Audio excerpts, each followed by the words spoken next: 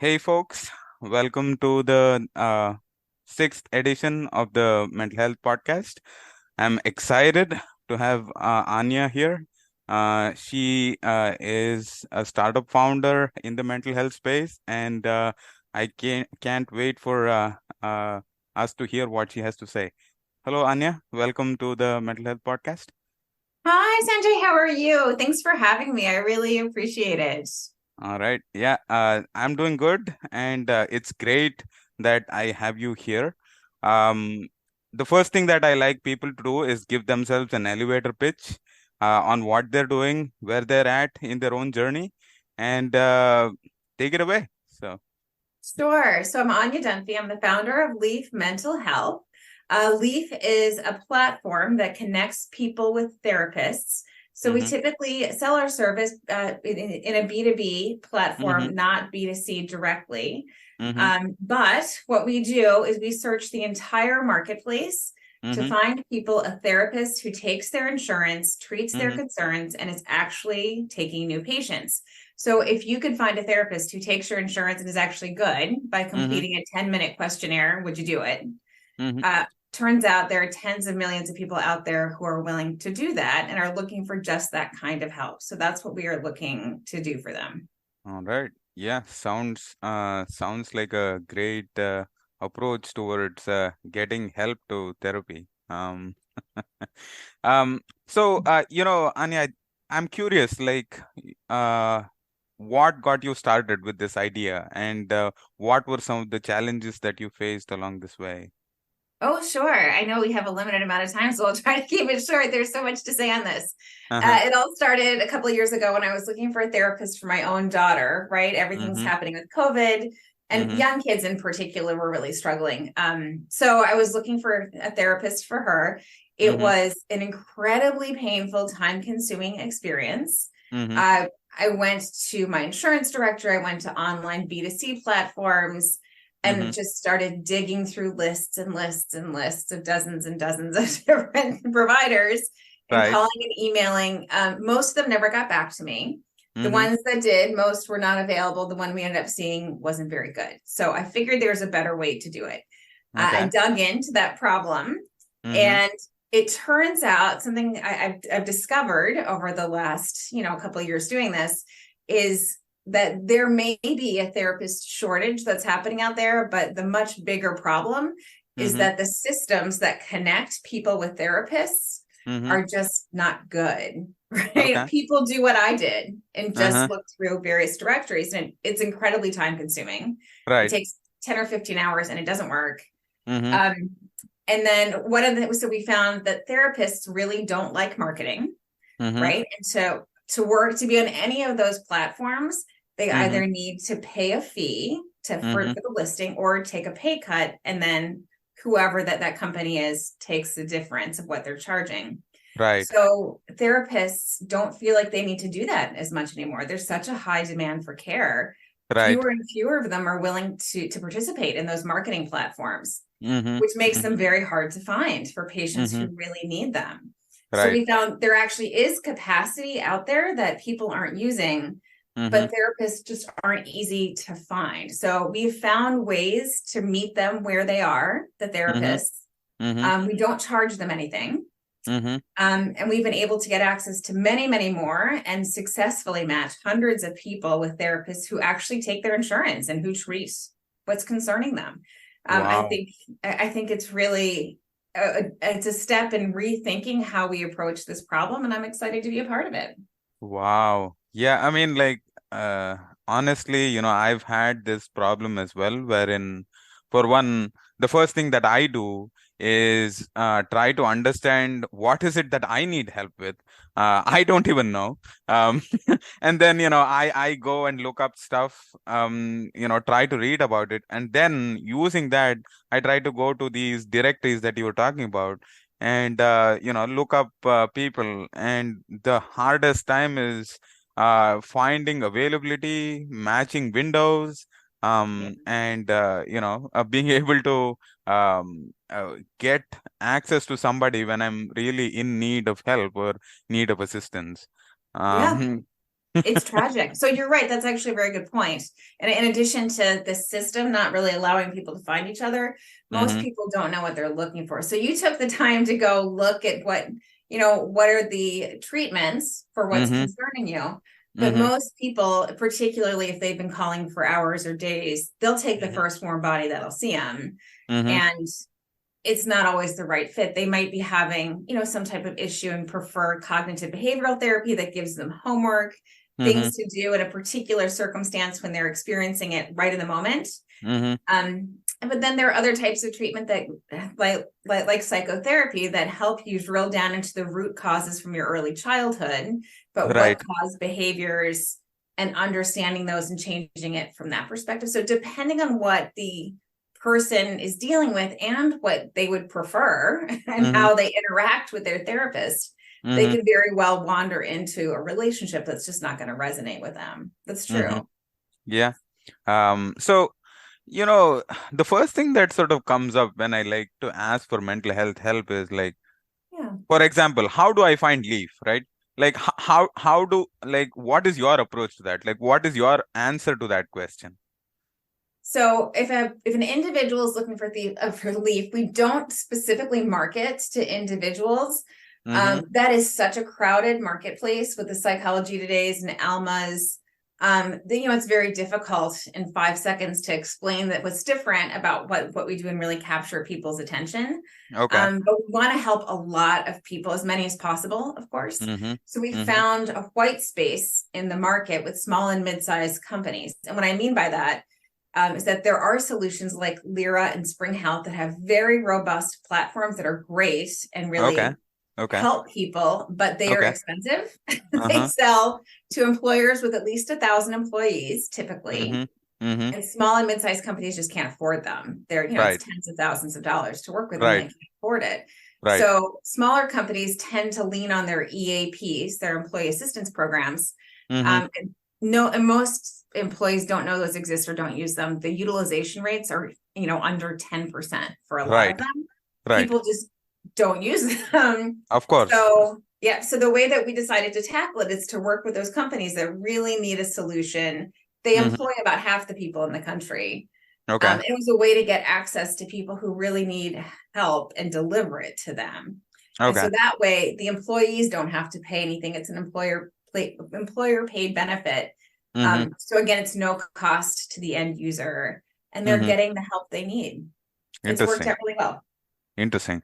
As you might know, May is Mental Health Awareness Month.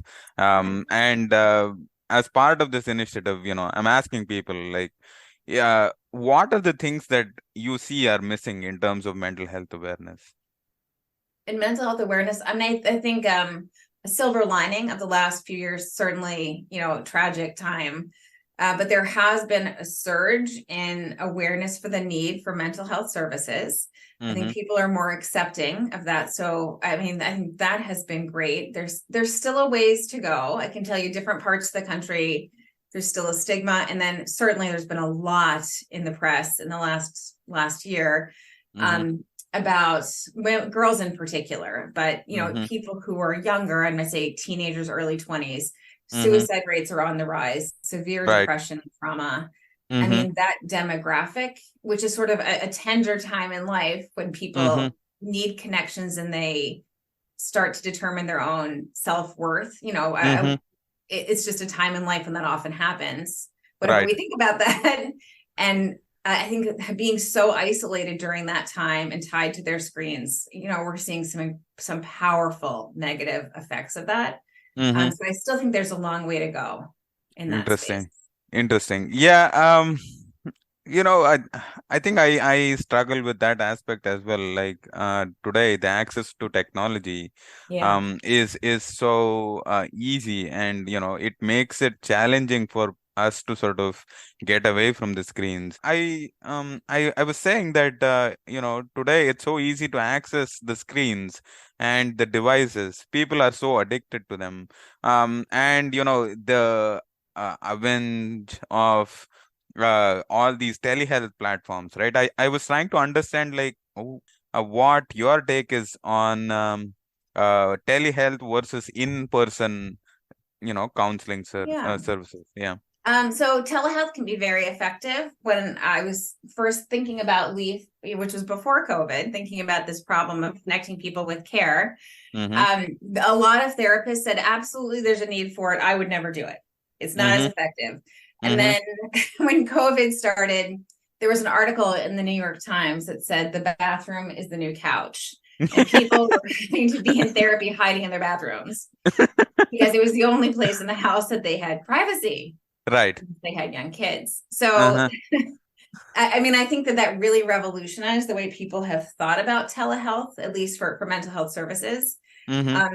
There are some demographics and some issues, where it still is very helpful to be in person. Certainly, younger children, the Mm-hmm. younger they are, Mm-hmm. typically, the more they benefit from in-person treatment versus virtual. Mm-hmm. But for most adults, it's been very liberating, and they can now see their therapist in just a 45-minute or hour session without having the drive time either way. So I think for a lot of people, it's allowed them a lot more flexibility and greater access to care, Interesting. which has been great. Interesting. Wow. Okay. And in terms of adoption, right? How do you Yeah. see the adoption of like the telehealth versus like, are people still going in for in-person sessions? Yes. Okay. Yes. So Interesting. before therapists were ready to go back to their offices, people wanted to see their therapist in person. A lot of people still prefer to be in person with a therapist. Mm-hmm. Um, and again, it depends on the presenting condition. I know for a lot of psychiatrists, they like to see their patients so they can see how they're physically responding to medications Right. and things like that. Right. But for talk therapy, there's still a lot of people who would like to be seen in person. Although I will say, it seems like a lot more people in the last few years have gotten comfortable again with telehealth, and Mm-hmm. they're Mm-hmm. willing to have. Plus, it gives them greater access to therapists. So Right. if you're in California, for example, instead Mm-hmm. of just looking for a therapist in the Bay Area, you Right. can search the entire state to find Mm-hmm. somebody who's Interesting. right for you. Great. Yeah. I mean that was very insightful in terms of people trying to find people who may not be available in their own area. Um, Yeah. Rural um, areas, it's always been a problem getting right. people access to care where there just aren't therapists. If you're out in the middle of an isolated area on a farm, it can Right. be hard to get anywhere. So those people are benefiting quite a lot from the additional telehealth options. Great. One thing that I sort of realized that you mentioned in terms of privacy, how much has privacy become a concern that, people have gone into telehealth versus like having uh, in-person conversations? You mean just being in public when they're talking, or concerns about being overheard? Being overheard, I think. Being Yeah. overheard. Yeah. So, I mean, that's an individual concern people are going to need to work through. Obviously, working with a therapist who's professional and competent will mean the therapist doesn't have those concerns on their end. okay. But individuals who are a good fit for telehealth will have access to spaces that are private and safe, where they can communicate candidly with their therapist. It's a very individual decision, I think, for each person and each therapist. Interesting. Yeah. Because, for me to begin with, I I wanted to do telehealth because I I am an introvert and I find it hard to sort of go and engage with another person without knowing them well enough. So, I wanted to start with telehealth and then go into in-person sessions. But with the advent of COVID, going in person was not an option anymore. So, just thought I would bring that up. Um, and, talking in terms of like the near future, right? I mean, where do you see this sort of whole mental health journey transitioning to? Do you see some things which are coming up, which are new, which, people don't sort of anticipate as of today, or that people can use going forward as well? Well, I would say so. A couple things come to mind. I know there's been a rise in interest in psychedelics in the therapeutic community. Mm-hmm. Ketamine, all of those types of treatments are gaining popularity. And just as a member of the startup community myself, I hear a lot about that. So I think Mm-hmm. that's something to keep an eye on to see how that evolves. Mm-hmm. But also it seems like there's been a surge in a sort of back to basics set of ideas, like get some sleep and eat well. Things we've heard for years. Drink water, like things that are really, I'm gonna say, fundamental messages.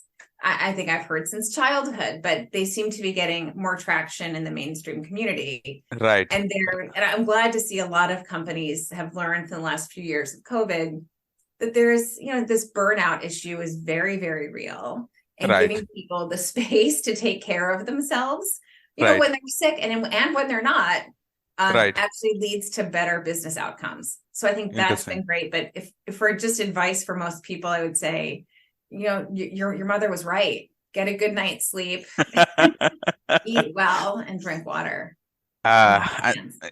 Yeah, I'm so glad you mentioned that because everybody is so amped and so trying to get to the next thing. We forgot to do the basics right. We forgot that eating the right amount of food, making sure you're drinking a lot of water, taking enough rest, has so much impact on your own physical and mental health. So. Yeah, that thank you for bringing that up as well. Uh, Sure. and uh, I also sort of want to understand, like in terms of uh, the way the progress has been happening in terms of AI. Do you see anything that can be sort of relevant from the mental health space standpoint as well? Do you see any trends in that? Oh, Just for I was just AI? curious. Yeah, for AI. Yes. Yeah. So there's been a lot of, I know at least one company personally, and I've heard of others, that are looking to scale mental health through AI, meaning Mm-hmm. there are certain treatment methods like cognitive behavioral therapy that are very prescriptive, right? You Mm-hmm. have a set of tasks. It's documented what you do in each step, Mm-hmm. and then having an AI personality. I'm not sure what to call it. Like Okay. something that looks like a person Mm-hmm. on the screen that's guiding you through that. I know Mm-hmm. I'm familiar with one that is attempting to read people's voice intonations, body language, things like that, to be responsive in a more human way. So I think there's work being done in that space.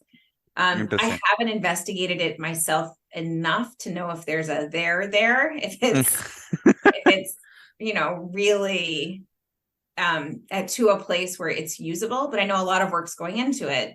Right. And one of the things history has taught us is that finding the question's the hard part. The answers usually come. So once you've identified the question of how to scale it, how to Mm-hmm. use AI, somebody's going to figure it out. I think the question's just when. Right. Uh, you brought up a great point. And it sort of blew my mind, and I was like, what is the question regarding mental health that's not been asked yet? I I don't know if there is a good answer to that question, but feel free to sort of speculate on it as well. So. Well, I mean, I'm sure there are lots. I'm not sure I have one right now. I think access to care is, a front of mind issue. At least we're approaching it very differently than others are, and it's working. I think we'll all have to come together to find solutions to get people the care they need. There's so much on the line. Mm-hmm. But yeah, I think technology is advancing and finding innovative ways to use it without Mm-hmm. becoming reliant on it. I think Mm-hmm. something that we do, and I'm not sure how to mitigate this, is when new technology comes out, we all sort of tend to gravitate toward it like a moth to flame. And it's Right. turned more into Icarus, right? Where people are tied to their phones and their devices, and it's causing problems. Right. So some way to test the impact of technology Mm-hmm. before it's released. And I don't know how much appetite there is for that. People want what they want, they want it now. Right. But a way Interesting. to test that and test the impact of those changes on human development and the human psyche before they're released to the public, I think would be extremely, like any other drug, right? It would be helpful. Interesting. Yeah. That was a great answer to that question. Um, Yeah, I mean, like the conversation has been great. I just wanted to ask you, if there was one thing from this conversation that you would want people to take away, what would it be? I would say if you're llooking for a therapist, don't go to your insurance directory. It's a pro Mm-hmm. tip right there. Mm-hmm. For people who are looking to do it on their own, if I want everyone to be able to do it on there. We love to help people, but the idea is for people to be able to help themselves eventually. Mm-hmm. There are good online resources. Psychology Today is kind of the gold standard for people who are looking for help. You can sort by your insurance Mm-hmm. what you want to have treated. So it's a Mm-hmm. place to start for people who are looking. That does still take a lot of time, but Mm-hmm. it's a place to start. Mm-hmm. And speak up, right? People don't pretend to be sad, they pretend to be happy. Right. So speak up if there's something wrong. Don't be afraid to reach out for help. There are so many communities that want to help, Mm-hmm. to make people realize that they are not alone, right? Right. They want help and that there are people who really care about them. Oh my God. Oh wow. Yeah. I mean, like, thank you, Anya. I mean, like, for saying that, Sure. because, social media, the advent of social media has made it seem so easy to look happy, or to pretend to be happy, or to showcase yourself as being happy, when people, may not be happy in inwards, and finding supportive communities, and reaching out and asking for help has sort of taken the back burner. And people like you, and hopefully more people coming ahead, will inspire people to ask for help as well. So thank you for taking the time. My pleasure. Thank you so much for talking about this, one of my very favorite subjects, helping people get better access to mental health care. I really appreciate it. Have a good rest of the day. All right, yeah, thank you.